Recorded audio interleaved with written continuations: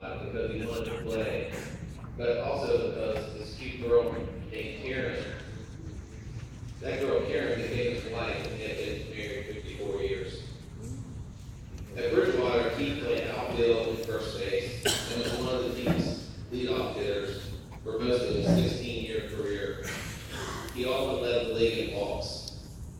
Once, preparing for his fourth at-bat after drawing 3 consecutive walks, he was astonished to see manager Pid Rhodes give him the hit and run sign with no one on base. Keith trotted down the line to see what was going on. "Swing the damn bat," Pitch told him. He could swing a bat, though. His career stats include 480 hits for a .332 batting average, with 31 home runs, 238 walks, and 271 RBIs.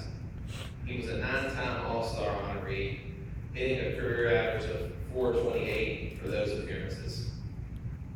A member of 2 championship teams, he remembers the 1962 season and a dramatic come-from-behind win with particular fondness. Some of his teammates may know the story, but Keith loved baseball so much that he jeopardized a promising career in movie theater management to attend Bridgewater's night games. Those bosses in Maryland told him to give up baseball. Keith instead went to the theater with his uniform, one underneath his suit, started the movie, and then slipped off to the ball field, returning a few hours later in his suit, of course, when the game was over.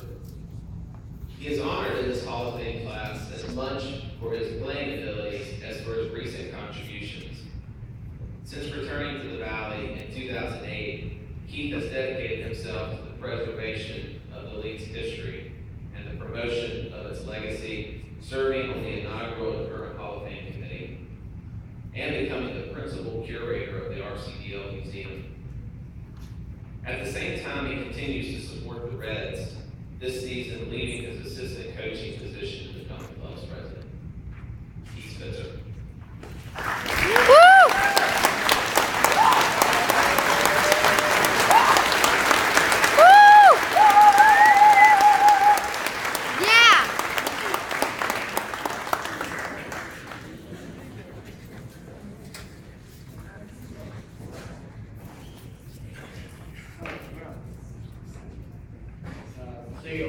We had upgraded our ballpark, but we called it dead sheet park. We used sheet stalls as bases, so we wouldn't have to smash on anything. Couple of career notes. I was on base twice in the 62 series when Greg Brooks did one on the school and one over the school. Benville. If you ever get down there, you ought to see how far it is. It's actually went into the park. We had a career moment was when I almost killed my brother-in-law. He was playing center field for Spring Creek, and I hit one between center and left, and he went running back and forth and disappeared down in the Spring Creek. But he's here tonight, so he got it. All right. Being part of this class, and one of the first 27 voted in the Hall of Fame, and such a great honor. This league was a huge part of our life. They were playing with great managers like Hitler, who played with Bridgewater in 1924, and then became the manager. Page Rhodes, who took a few veterans and a bunch of TA high school players, including Reagan, Eagles, and Tommy Falls, who are here tonight. We won the championship in 1962 on Hall of Famer Greg Dorsey's bat. And Harry Whitman, who gave his life to Canada. I competed with some great players, Hall of Famer Greg Wilson, I mentioned, Wayne Whitmore, who couldn't be here tonight, but in my opinion, he was the best all-around player this league has ever produced. I competed against the league's very best, including Ozzie Armstrong, who gave the County League for over 40 years. It's been like Ozzie that kept this league going for the past 90 years. Richard Tyson, who was a lifelong friend, he gave his talents to this league. And he got great pleasure remembering that every time I bat against him, he would hit me with a pitch. Russ Roscoe Burgess, a true man of God.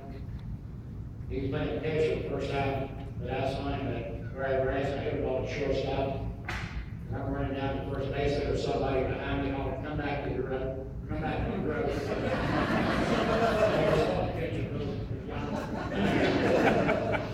But the holidays, he'll take you about. I visited Roscoe just prior to his passing, and Mark Emerson came a little later and did the interview with him, and he really wanted to be there tonight. It's just a shame that, but somebody told me he was in a better Hall of Fame right now. I want to pay tribute to Don Lynch, who's happy to bring the Hall of Fame and use him to life. Not him, we're going down with the greatest idea in our country, our city. After I discovered baseball, I got to where I'm a great friend Eddie Lee, who's here tonight. He came from Richmond to be here with us and party car. We threw baseballs in my backyard about the hour. How about the right now? He right-handed. That's the left-handed football guy did. That's a friend. As a freshman outfielder at Harrisburg High School, I was one of the few kids that had a car. Our center fielder, Richard Neismeyer, asked me to drive him to Bridgewater to see a girl he met. That girl, Dan Hodges, Smallwood, is here tonight. After several trips to Bridgewater to see him, where we wanted to be, and had a friend. That friend became the love of my life, mother of my children, our children, and grandmother to our family, grandchildren who are here tonight. And I want you to know I love you guys. We all came from all of Atlanta and Raleigh. It's a pleasure to look around the room and see people that never played in the varsity level. Friends of mine who came because the committee decided to put me in the Hall of Fame. The Hall of Fame is the nations to that kind of friendship. When you look around, you see people you played ball with in the JCs. And Nick Curry, who was my inspiration for the JC this year tonight. Sandy Whitman, who's been my friend for over 70 years. She's here. Brothers-in-law, sons-in-law. And I don't really have any idea the honor that gives you to have that. Also, we have one here tonight that embarrassed with a man, and it was pretty tough to do. I never struck out more than twice in one game in my 16 years. So I ran up against Randy Dobbins. He got me 4 times over Harrison. Next time we played the Bridgewater, he got me again. He's here tonight. Ready to stand up. I want to see somebody see.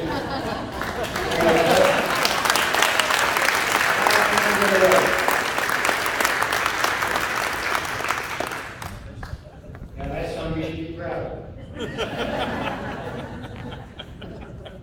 My playing days were over in 1969. Bridgewater allowed me when we returned back to the Valley.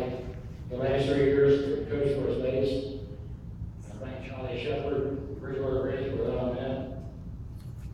I said I would be on the field anymore, so that I'd be president of the team, which means that you trade the trash, raise the money, and if you're lucky, you get rid of the games. If you think this thing is not important to the former players, you need to stop by the museum in Bridgewater. Mike Bocock has given us the front part of his store, and it's almost full.